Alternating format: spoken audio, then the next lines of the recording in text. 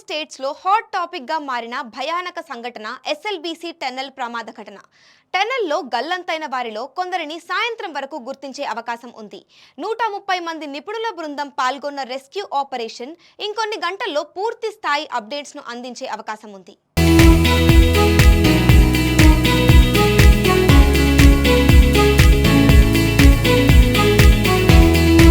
SLBC tunnel ప్రమాద ఘటనలో rescue operation ఇంకా కొనసాగుతూనే ఉంది.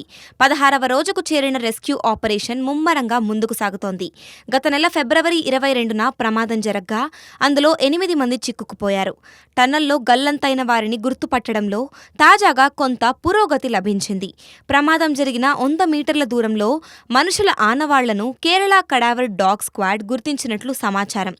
టీబీఎం మెషిన్ ఎడమ పక్కన ఓ మృతదేహానికి సంబంధించిన చేయి కనిపించినట్లు తెలిసింది. కేరళ కడావర్ డాగ్ స్క్వాడ్ గుర్తించిన ప్రదేశాలలో చిక్కుకున్న వారి ఆచూకీ కోసం ప్రస్తుతం తవ్వకాలు ముమ్మరం చేస్తున్నారు. ఆ ప్రాంతంలో సిబ్బంది జాగ్రత్తగా మట్టిని తొలగిస్తున్నారు. మృతదేహం పూర్తిగా కాంక్రీట్లో కూరుకుపోయి ఉన్నట్లు కనిపిస్తోంది. డ్రిల్లింగ్ ద్వారానే శరీరాలను బయటికి తీసుకునేందుకు సాధ్యమవుతుందని అధికారులు అంచనా వేస్తున్నారు.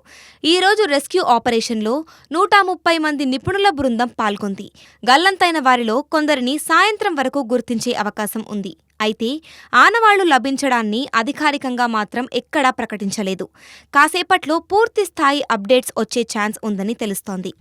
ఇక ఎస్ఎల్బీసీ ప్రమాద స్థలంను పరిశీలించి సహాయక చర్యలపై ఉత్తమ్ కుమార్ రెడ్డి శనివారం మధ్యాహ్నం సమీక్ష నిర్వహించారు. టన్నెల్ మొత్తం పొడవు 14 కిలోమీటర్లు ఉండగా 13.950 మీటర్ల వరకు క్లియర్గా కనిపిస్తుందన్నారు.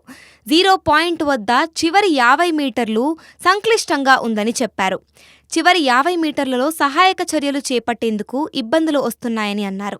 అక్కడ సహాయక చర్యలు చేపడితే రెస్క్యూ ఆపరేషన్ చేసేవారికి కూడా ప్రమాదమని చెప్పారు. కేరళ జాగిలాలతో అన్వేషిస్తున్న ఒకే చోట 3 ఉన్నట్లుగా గుర్తించామని చెప్పారు. రెస్క్యూలో భాగంగా రోబోల సహాయంతో సహాయక చర్యలు చేపట్టాలని చూస్తున్నాం. ఈ నెల 11న ముఖ్యమంత్రి స్థాయిలో సహాయక చర్యలపై రివ్యూ ఉంటుందని చెప్పారు. ఆచూకీ తెలియకుండా పోయిన వారి కుటుంబాలను ఆదుకుంటామని మంత్రి హామీ ఇచ్చారు.